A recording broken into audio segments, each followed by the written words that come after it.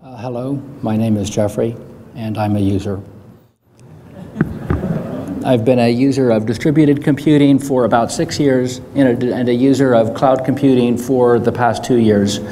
The application that I'll talk about today is using cloud computing for risk management of variable annuities, which is a financial batch process. My talk will have 3 segments. One of them is to describe the business process, which will give context to what we're doing and why. Second, I'll describe how we're using cloud computing in this process. And third, I'll describe why cloud computing works for us. Now, I know that I'm the last speaker before drinks today, and I will shorten my talk by a couple of minutes. Now, I think some of the implications of my talk may make some people in the vendor community look forward to that drink, because much of our department spending in market risk management is moving directly to cloud providers, and the balance of our budget in the IT space is for licenses. I think this could also lead members of certain parts of my own organization's IT function also to be looking forward to that drink, because I think we need a much smaller IT footprint than we've needed in years past. You know, I think we can now get by with practically a security person and an accounts payable person. You know, I think right now our full-time IT support is a couple of people. Okay, so I'll start with our end users or our customers. Our customers are people seeking retirement income for life, income that the person cannot outlive, that is provided through variable annuities, which is a kind of an insurance contract that also has investment-related components. The cash flow logic of these products is described in a prospectus, so the rules are set up front, but the actual cash flows, the actual value of the contract at any point in time, depends on both the actuarial assumptions, or the behavior of the policyholder, as well as the evolution of the markets from the time the contract was issued until that point in time. You know, these contracts have both an investment linkage as well as an insurance linkage. Given that it's retirement for life, there's a mortality component. So the issuers are life insurance companies. The business goals for the Market Risk Management Department, the department that I was a member of through the end of the month last month, has really 4 mandates. One is risk management and hedging of the contracts. This is done by performing Monte Carlo simulations on an overnight basis to determine the values and the sensitivities of the policies.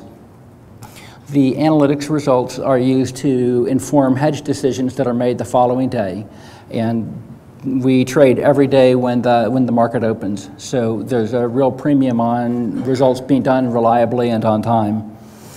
A second element of our mandate is the capital management piece. We were responsible for capital management, or ACCAR, calculations in 2013 and 2014.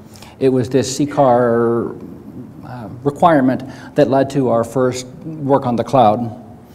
The Market Risk Management Department is also responsible for valuations of these policies, both on a GAAP basis for financial reporting, which includes a whole host of scrutiny then from the Sarbanes-Oxley team, internal audit, and also our external auditors.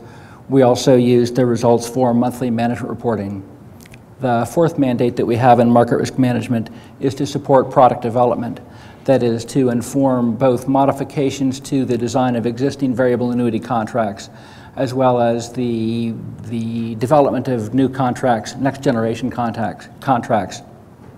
The most recent example of that will be to address Department of Labor regulations that govern how variable annuities and other kinds of products are issued in the United States.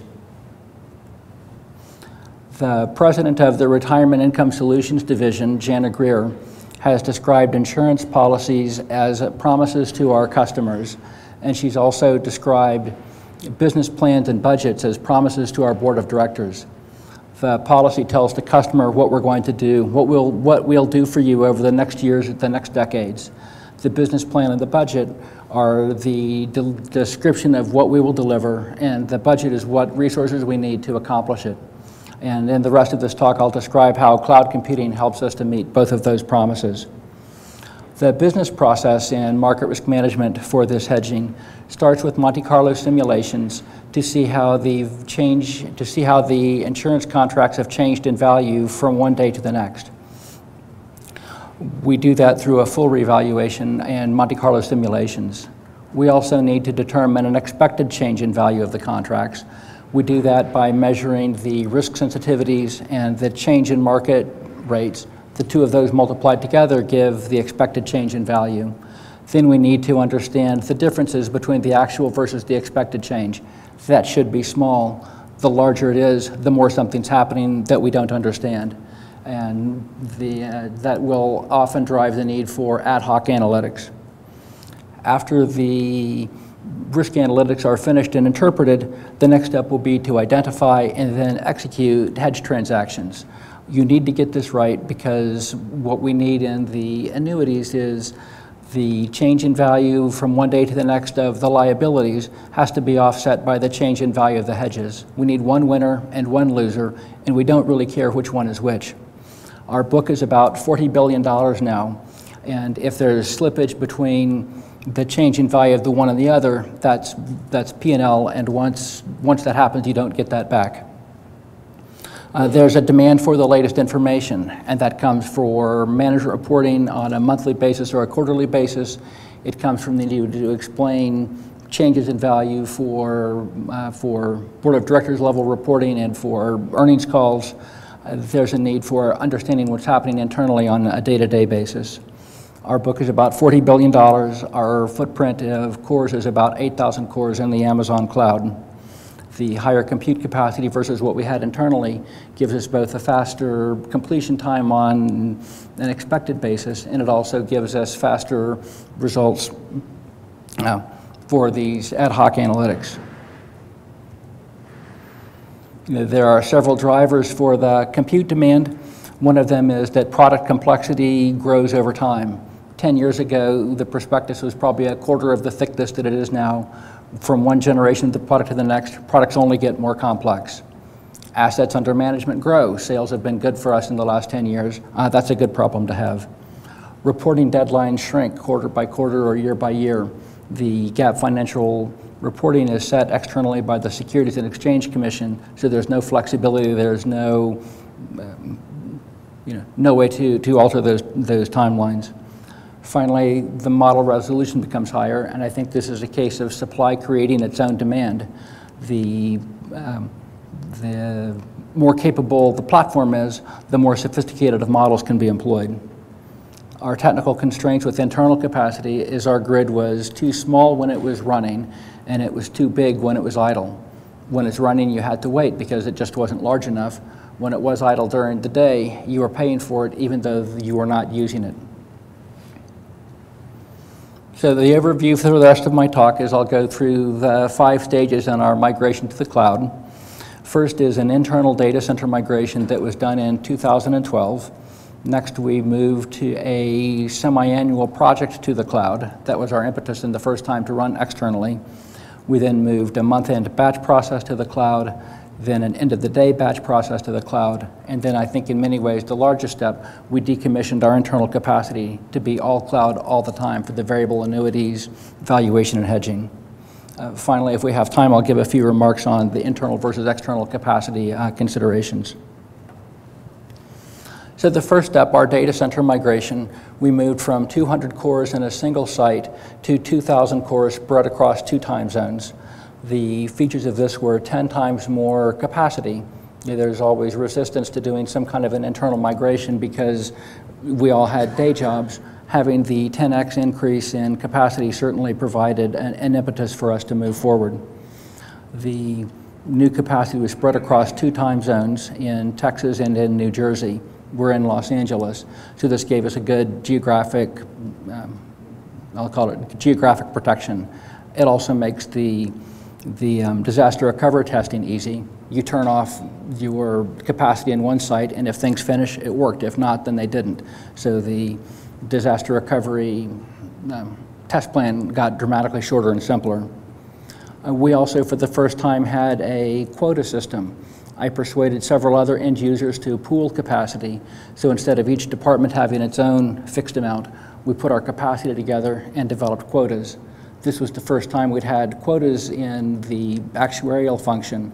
Historically, it had been, I have my hardware, you have yours, and that's that. So this is a major cultural shift for us to do this kind of pooling. One of the benefits of the data center migration and this pooling was we cut our month-end batch from 4 weeks to 4 days. The delivery of the results, I think, speaks for itself with that. I think one of the hidden benefits of this was the reduction in the amount of manual effort that was part of the process. You know, the original job scheduler was me wandering around with the clipboard, having each person, you launch your 10 runs, you launch your 10 runs, you know, keep our very limited capacity busy the whole time. The first time that we ran this on this new internal data center, I was able to launch all the runs myself in 1 day before lunchtime. 4 days later, they all run out.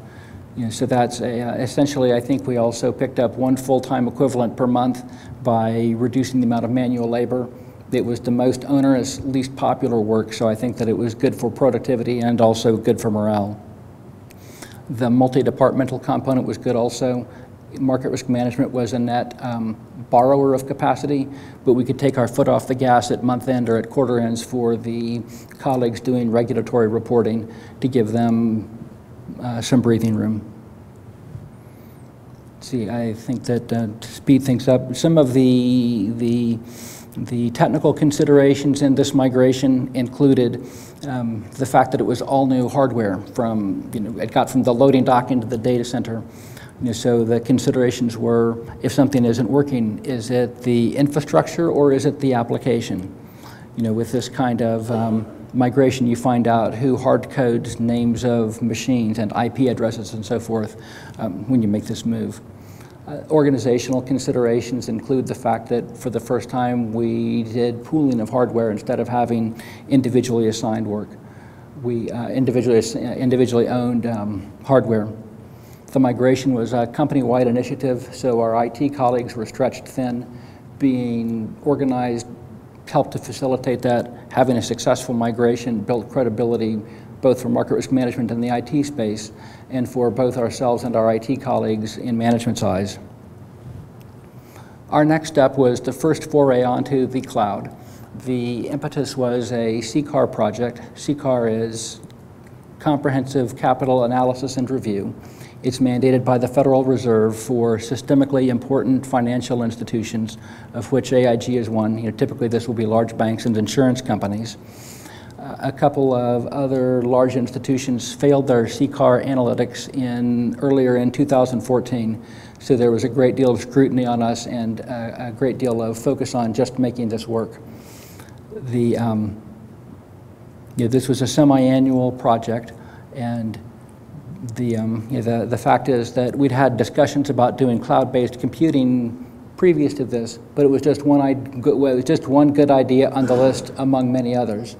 Now, with the public visibility of the way these results are reported, it became the first and the most important project for all of us concerned. And instead of having vague concerns of, well, there might be data security problems or something might not work, it became more a matter of get all the questions and all the issues listed down on a piece of paper, march through them, and when you're done, either come up with new questions or move forward. Our other alternative was to buy hardware and install it in our internal data center. That would have been approximately an order of magnitude more expensive, and frankly, it would have been less likely to succeed because of the compressed timelines from when we had to make the decision to when the results were due. Now, I think that it doesn't get better or it doesn't get worse depending on how you slice it for this kind of a project. The results were extremely visible, so the good news is you have got a critical mass of resources. The bad news is with that visibility, if things don't work, well, that's not a great outcome. The technical issues on moving the work to the cloud was just the larger footprint. We had 2,000 cores internally and 8,000 cores externally. So you can't just copy the existing infrastructure and paste it into the new environment. The balance between I/O and CPU needs to change, and that has to inform the technical architecture. We also had to incorporate information security requirements. For the first time in at least market risk management, our policyholder data left the building. So the contents of the data files had to be scrutinized, and the transport layer from our data center to the Amazon cloud had to be scrutinized as well. With that, we worked with both Cycle and Amazon and Second Watch, a managed services provider.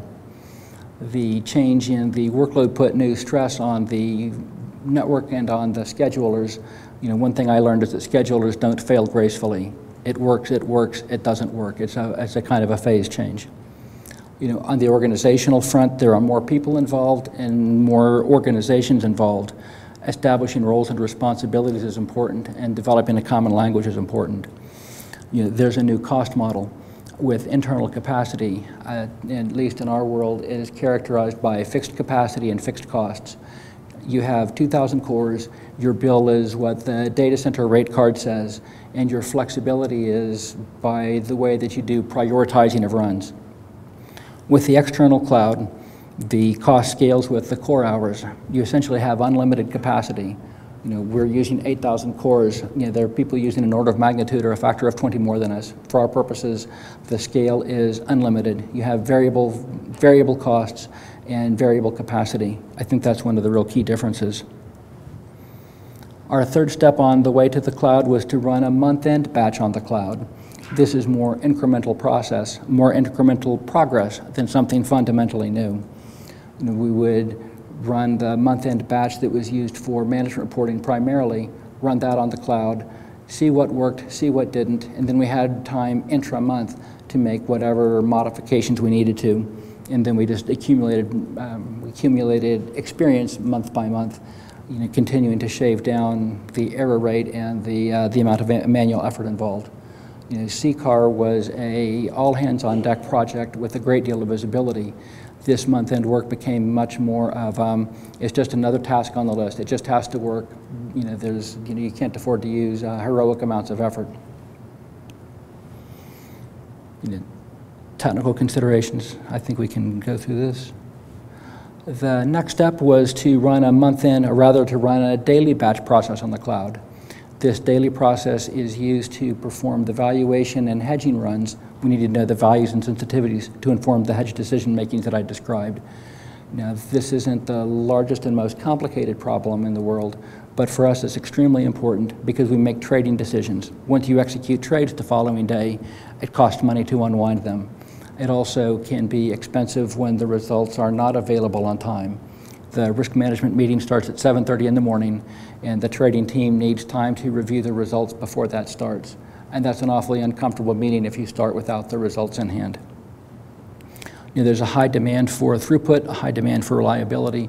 You have to hedge when the market's open. The markets don't wait for you. The focus in this stage was increasing the level of reliability, and it's also increasing the level of automation. With the month-end process, if you're a day late, you can explain that or you can make that up. With the hedging runs, you've only got let's call it a 12-hour window, a 10-hour window. Some of that is during prime sleeping time, so you want to have that be as automated and as streamlined as possible. On the organizational front, we continue to refine roles and responsibilities between market risk management, AIG IT, the AIG information technology team, as well as our three business partners, Cycle Computing, Second Watch, and Amazon. I don't think there were ever any contentious disagreements or any contention in the roles and responsibilities. It really became more a matter of refining what everybody means by the terminology and figuring out how to handle the thing that hadn't happened before. I think the fifth step is probably the most difficult one in many ways, and that was to decommission the internal capacity. In the project, we could have done more approximations and finished on time. With the month-end batch and the end-of-the-day batch, we did have the internal capacity so that you can continue to run, you can fly the plane on one engine, if you will. Once you decommission the internal capacity, the hardware is gone, it's either been unracked or it's been decommissioned or it's been moved to other users. Replacing it is going to be measured in weeks and months, not hours and days. One of the primary drivers for using the cloud for all purposes was cost reduction. It was cheaper to have the scale of hardware that we needed and pay for it when we were using it and not to pay for it when we weren't than it was to build out the internal capacity to let us meet our overnight run requirements. You know, our binding constraint is the overnight batch has to go in approximately 8 hours. You know, I think we've touched on with the internal capacity, the number of cores drives the cost, and the idle time has an implicit cost. You know, it's the number of cores, whether you're using them or not. In our model, we had a single tenant internal capacity. You know, with the external cloud, the workload drives the cost. You decide how many cores you want. Well, first we'd decide when we wanted to finish. The long division would tell us how many cores that we needed, and then the Amazon rate card would tell us what that is going to cost. I originally thought we would use 2 environments, both internal and external, have the base capacity run internally and use the external for swing capacity. But the level of choreography was sufficiently complex, it was easier for us to just go completely externally. I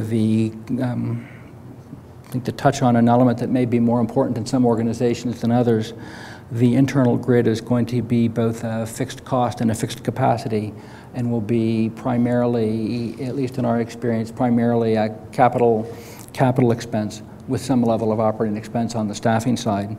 With an external cloud, you have variable cost, variable capacity, and the cost model is really almost exclusively operating expense. I think lessons learned, we made a long-term plan in the way that we wanted to expand capacity, and we showed incremental progress along the way. Once we got to a new plateau, everything that worked continued to work, and then opened the door for us to do to make progress the next lap around the track. I think it's important to optimize over the right time horizon. In some cases, it can be tempting to go make the all-singing, all-dancing plan. Our approach was a little more, don't just stand there, do something. So we tried something, made it work. You know, I think that was mostly successful. We did end up in the odd position of we have a production environment on the cloud, and a couple of years later we're finalizing our non-production environment. As an end user, I'm told that it's usually typical to go the other way around. One thing that I learned is that schedulers don't fail gracefully. You know, I think on the organizational side, everything that you know about project management applies. Revisiting roles and responsibilities is important as you go through the process, and understanding the constraints and the cost models, I think, is important also as you're deciding whether to expand capacity internally or move to the cloud. I have 25 seconds left, so I guess there's time for at least one question. Steve? Were there any competitive pressures at work here? I mean, were you aware whether any competitors were moving along the same path? I think that we were not driven by what competitors were doing. You know, I think that, you know, I think like every industry, variable annuity hedging is a fairly small space, and people move from one institution to another. So I'm not surprised that we're the only people on the, you know, on the cloud, but it wasn't what others were doing. It was more keeping up with our own capacity. Do you see the business need in the future to do the batch processing more than once a day? Or do you see it just being done once a day, trading in the morning? I see it being once a day with trading done in the morning. I think that's a good question. You know, there's occasionally a discussion about doing intraday updates. But I think on the other hand, these are contracts with a 30-year lifetime with assumptions of what will people do in a rising interest rate or a falling interest rate environment. So at some point, I think that becomes artificial precision. There's probably a diversity of viewpoints on that, though. Hi, can you say what you mean schedulers don't fail gracefully? Oh, the scheduler is the part of the software that orchestrates work. That essentially, to me, the scheduler is what matches up the jobs, the annuity policies that need computing versus the cores. And when we had it tuned wrong in one direction, cores would be starved for work. And so you would see if there were 10 jobs that took a minute apiece, you would think the wall clock time would be 10 minutes, but it would be 20. There would be gaps in there. Some of the parts wasn't consistent with the whole.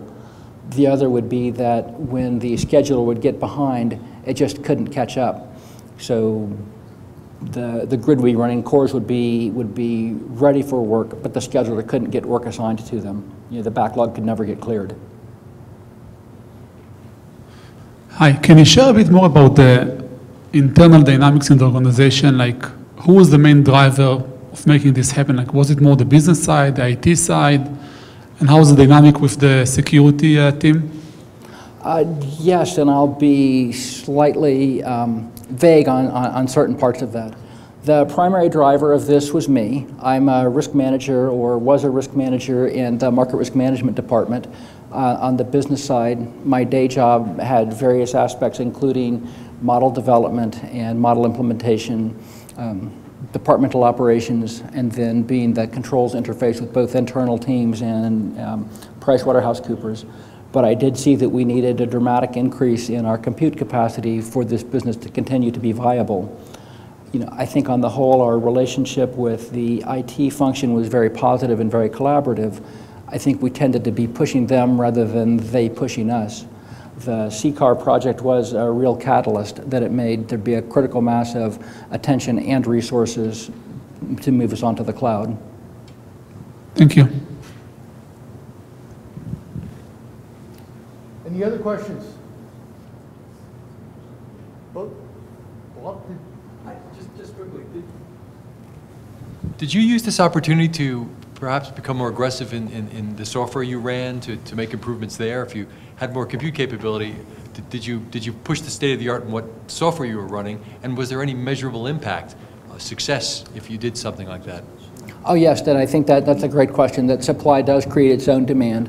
When you have new capacity, then we changed from breaking our book into pieces and running the A group on day one and the B group on day two and the C group on day three to running everything every day.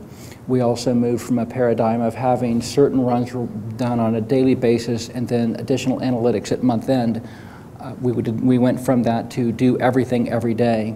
Then finally we changed the financial engineering models that are used to understand the risks. So I think that there were, you know, modeling improvements as well as efficiency improvements. Okay. Anything else? Jeffrey, thank you very much. Thank you.